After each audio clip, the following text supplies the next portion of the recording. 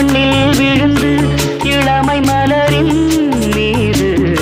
கண்ணை இழந்த வந்து தேக சுகத்தில் கவனம் காட்டு வழியில் பயணம் கங்கை நதிக்கு மண்ணில் அணையா இளமையெனும் பூங்காற்று